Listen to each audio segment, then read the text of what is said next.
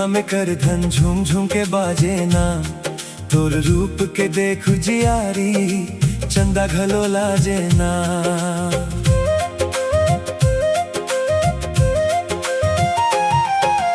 ए ओ मोर छैल छबीली तोर रूप के जादू डारे रे। तोर गहना गुरिया तोर सिंगार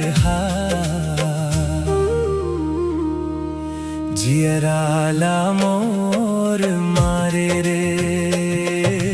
पग में पैरी कनिहा में कर धन झूम झूम के बाजे ना। तोर रूप के देख जियारी चंदा घलो लाजे ना।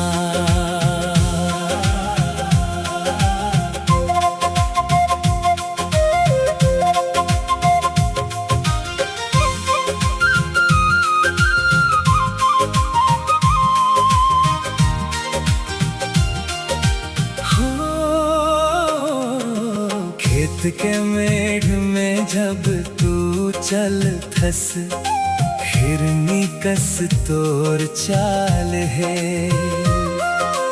पैर के बिछिया औ लच्छा करथे बुरा हाल है। हाथ में ककनी बाह में नाग मोरी चम चम चमत आवत है। तोर गोरी कलाई के चूड़ी मन माया के गीत गावत है।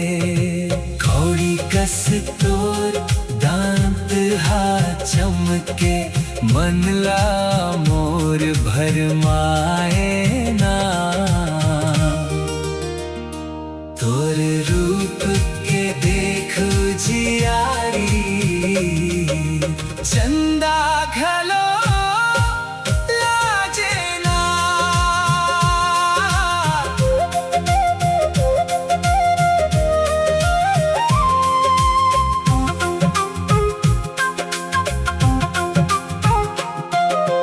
गले में सुतिया औ पुतरी के माला सोहे तोर छाती में। माया के खुशबू ऐसे रचे है जैसे महक है माटी में। नाक के फुल्ली औ कान के झुमका तोर चेहरा ला चमकाए। माथे के टिकली औ बिंदिया मोर नींद ला उड़ा ले जाए। काजर वाली आँख तोर तीर कस दिल में लागे ना। तोर रूप के देख जियारी चंदा घलो लाजे ना।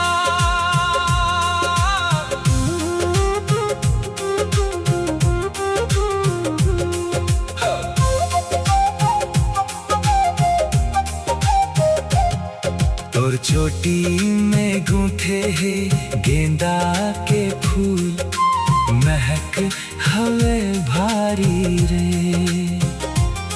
मड़ई मेला में जब दू निकल थस देख थे दुनिया सारी रे।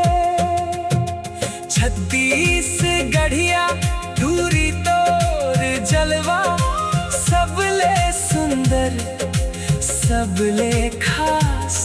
तोर संग संगवारी मोला मिलथे गजब के विश्वास। माया के डोरी में बांध ले मोला अब कोनो बंधन छाजे ना। तोर रूप के दे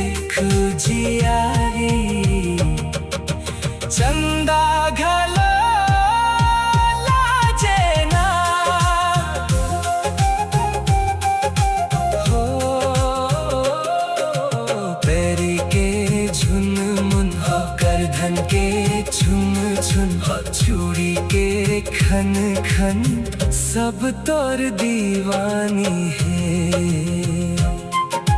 पग में पैरी कनिहा में करधन झूम झूम के बाजना।